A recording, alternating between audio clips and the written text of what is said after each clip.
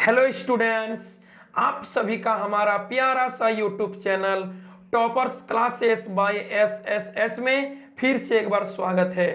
अभी हम लोग क्लियर कॉन्सेप्ट ऑफ इकोनॉमिक्स में मैक्रो इकोनॉमिक्स यानी इकोनॉमिक्स का सेकंड बुक समष्टि अर्थशास्त्र में most very important short question answer को देखेंगे, समझेंगे और पढ़ेंगे पूरा क्लियर कॉन्सेप्ट के साथ, जो आपके क्लास 12 टर्म 2 फाइनल एग्जाम 2022 के लिए बहुत ज्यादा इंपॉर्टेंट है। तो चलिए, इकोनॉमिक्स का सेकंड बुक यानी समष्टि अर्थशास्त्र मैक्रो इकोनॉमिक्स में अभी हम लोग राष्ट्रीय आय नेशनल इनकम से संबंधित 20 most important short question answer को देखेंगे और समझेंगे। तो चलिए वीडियो को शुरू करते हैं। पहला प्रश्न है, वस्तुओं एवं सेवाओं का प्रवाह किधर से किधर को होता है। वस्तुओं एवं सेवाओं का प्रवाह किधर से किधर को होता है, मतलब वस्तुओं एवं सेवाओं की गति किधर से किधर की ओर होती है। तो इसका उत्तर होगा फर्म क्षेत्र से परिवार क्षेत्र की ओर। याद रखिएगा, फर्मों द्वारा उत्पादित अंतिम वस्तुओं एवं सेवाओं का प्रवाह परिवार क्षेत्र की ओर होता है।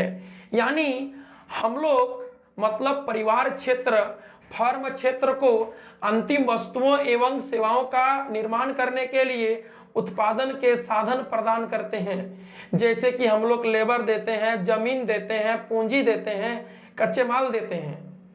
तो बदले में फर्म क्षेत्र हमें अंतिम वस्तुओं एवं सेवाओं का निर्माण करके बेचती है, हम लोग की तरफ भेजती है। ठीक है, तो अंतिम वस्तुओं एवं सेवाओं का प्रवाह फर्म क्षेत्र से परिवार क्षेत्र की ओर होता है। याद रखिएगा, इंपॉर्टेंट क्वेश्चन है ये। क्वेश्चन नंबर 2 बोल रहा है, चक्रीय प्रवाह कितने प्रकार का होता है। आय का चक्रीय प्रवाह कितने प्रकार का होता है। तो इसका उत्तर होगा आय का चक्रीय प्रवाह 2 प्रकार का होता है।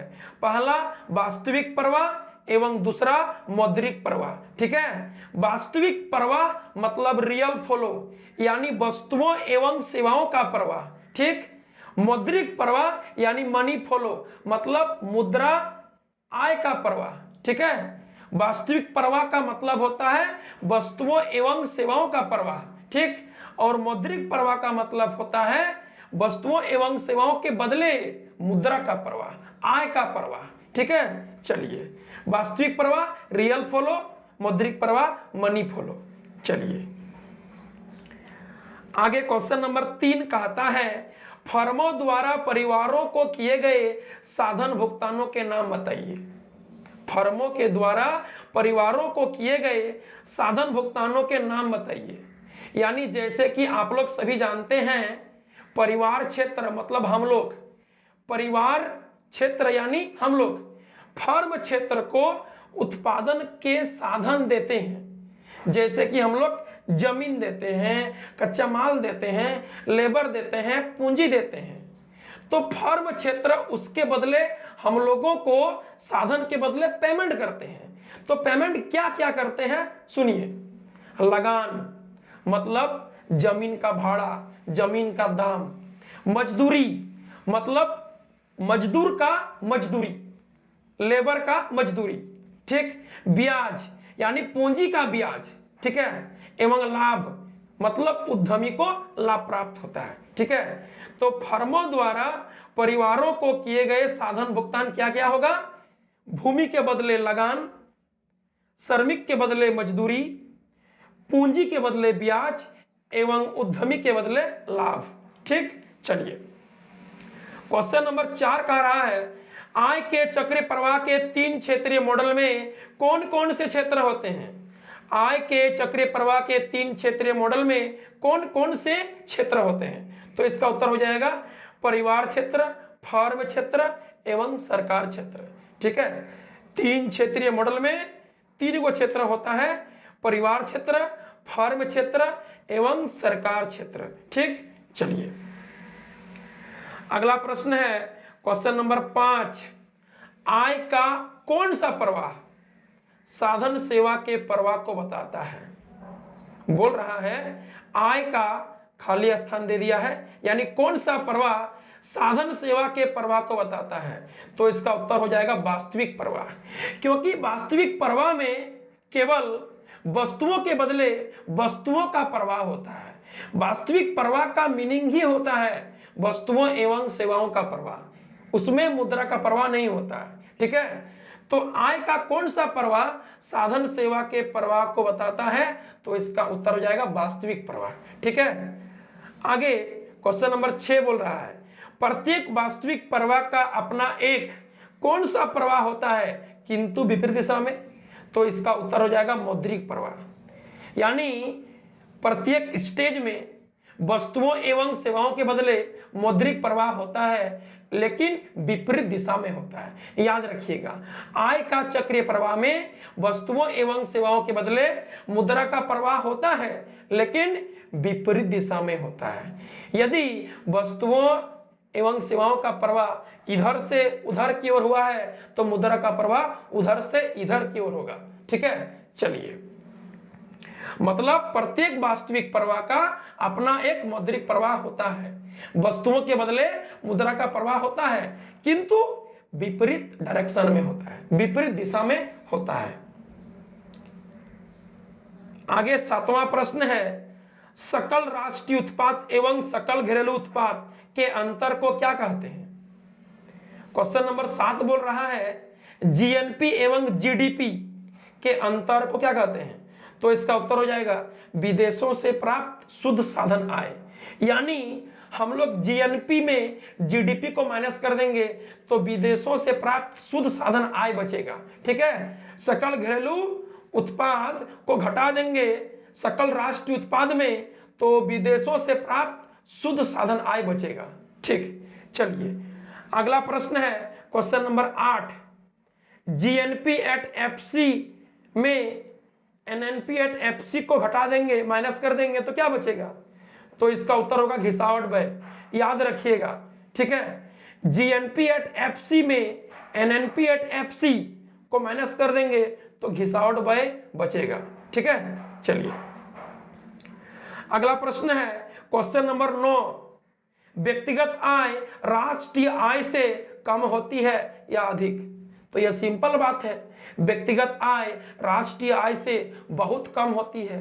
क्योंकि व्यक्तिगत आय मतलब किसी एक परिवार किसी एक व्यक्ति का इनकम, और राष्ट्रीय आय मतलब निजी एवं सार्वजनिक दोनों क्षेत्र के सभी लोगों का इनकम का टोटल जोड़, तो ऑटोमेटिक व्यक्तिगत आय राष्ट्रीय आय से बहुत छोटा होगा, बहुत कम होगा।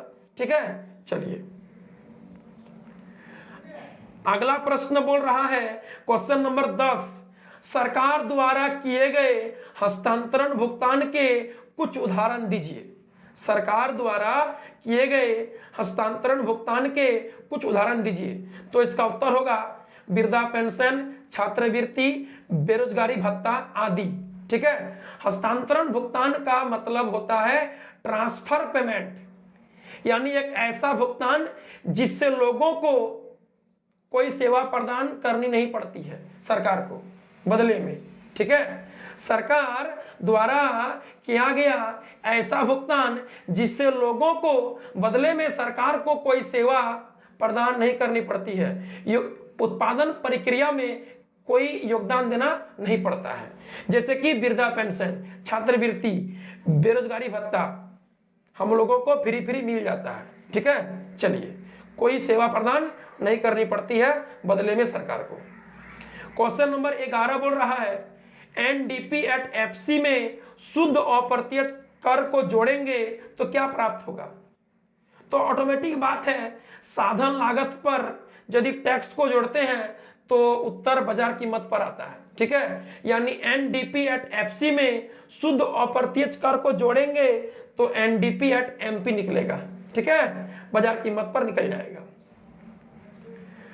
आगे क्वेश्चन है सकल उत्पाद ज्ञात करने के लिए शुद्ध उत्पाद में क्या जोड़ा जाता है।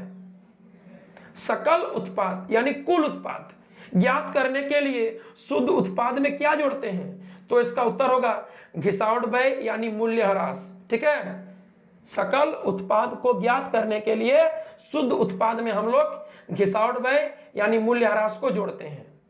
अगला प्रश्न है question number 13, NNP at MP कैसे निकलेगा? यदि एनएनपी एट एफसी में शुद्ध अप्रत्यक्ष कर को जोड़ेंगे तो एनएनपी एट एमपी निकल जाएगा। ठीक है, याद रखिएगा, साधन लागत पर जब भी टैक्स को जोड़ते हैं तो बाजार कीमत पर निकलता है। एफसी मतलब फैक्टर कॉस्ट साधन लागत पर, और एमपी मतलब मार्केट प्राइस बाजार कीमत पर। तो आपको बाजार कीमत पर निकालना है तो साधन लागत पर टैक्स को जोड़ दीजिए, और यदि आपको साधन लागत पर निकालना है तो बाजार कीमत पर शुद्ध अप्रत्यक्ष यानी टैक्स को माइनस कर दीजिए। ठीक, चलिए, तो क्वेश्चन नंबर 13 में हमको एनएनपी एट एमपी निकालना है, तो कैसे निकलेगा? एनएनपी एट एफसी में टैक्स को जोड़ देंगे। ठीक है, शुद्ध अप्रत्यक्ष कर को जोड़ देंगे। अगला प्रश्न है, साधन आय एवं हस्तांतरण आय दोनों कौन सा आय में शामिल की जाती है? ठीक है, साधन आय एवं हस्तांतरण आय दोनों निजी आय में, प्राइवेट इनकम में शामिल की जाती है। राष्ट्रीय आय में केवल साधन आय को जोड़ते हैं, हस्तांतरण आय को नहीं जोड़ते हैं। ठीक है, तो साधन आय एवं हस्तांतरण आय दोनों को निजी आय में शामिल करते हैं। ठीक, चलिए, अगला प्रश्न है क्वेश्चन नंबर 15, राष्ट्रीय आय में दोहरी गणना से बचने के लिए केवल कौन से वस्तुओं को शामिल किया जाता है? क्वेश्चन नंबर 15 बोल रहा है कि राष्ट्रीय आय में दोहरी गणना से बचने के लिए केवल कौन से वस्तुओं को ही शामिल किया जाता है? तो इसका उत्तर होगा अंतिम वस्तुओं के मूल्य को। ठीक है, राष्ट्रीय आय में डबल काउंटिंग यानी दोहरी गणना की समस्या से बचने के लिए केवल अंतिम वस्तुओं के मूल्य को ही शामिल किया जाता है। चलिए, अगला प्रश्न है क्वेश्चन नंबर 16, राष्ट्रीय आय को मापने की 3 विधियों के नाम बताइए। राष्ट्रीय आय यानी नेशनल इनकम को मापने की 3 अलग अलग विधि का नाम बताना है। तो राष्ट्रीय आय को मापने की 3 विधियां निम्नलिखित है। पहला, उत्पादन विधि यानी मूल्य वृद्धि विधि। ठीक है, मूल्य वृद्धि विधि। दूसरा, आय विधि इनकम मेथड। तीसरा, कुल व्यय विधि टोटल एक्सपेंडिचर मेथड। ठीक, पहला है उत्पादन विधि यानी मूल्य वृद्धि विधि, दूसरा है आय विधि और तीसरा है कुल व्यय विधि। राष्ट्रीय आय को नेशनल इनकम को मापने का 3 विधि है।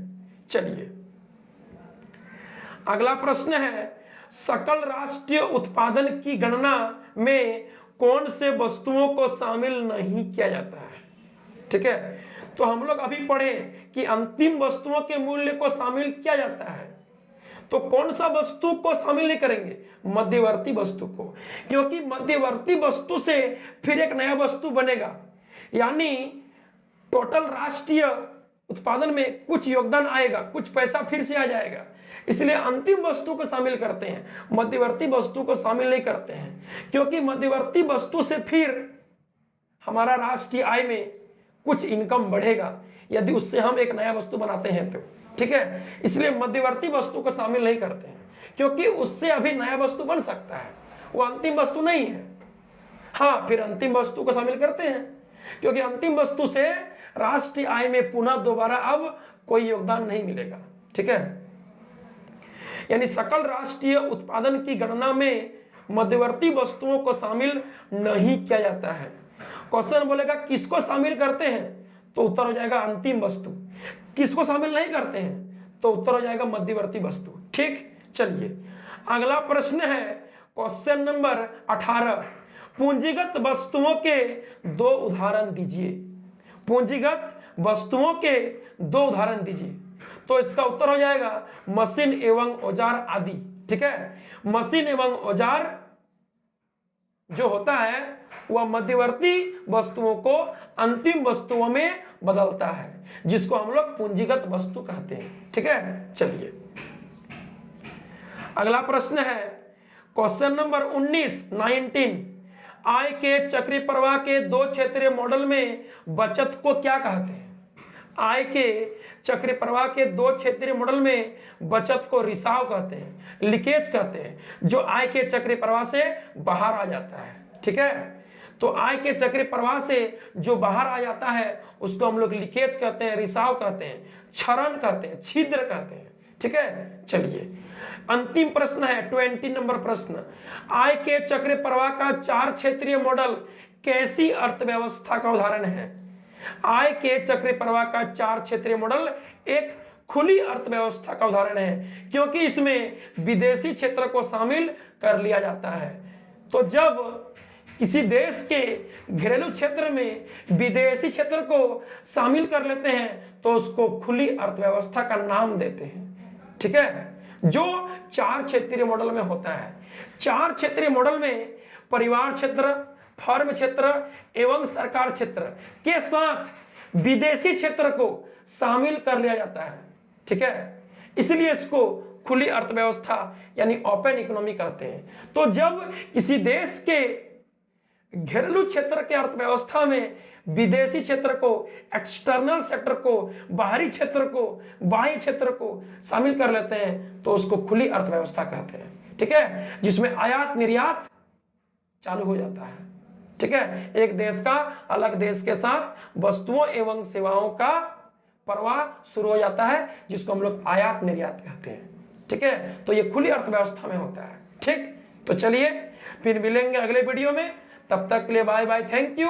आप लोग इस वीडियो को शेयर कीजिए, कमेंट कीजिए आप लोगों को वीडियो कैसा लगा और दूसरों के साथ शेयर जरूर कीजिएगा।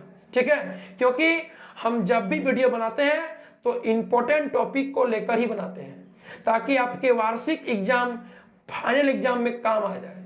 ठीक, तो चलिए मिलते हैं फिर अगली वीडियो में, तब तक के लिए बाय बाय, थैंक यू।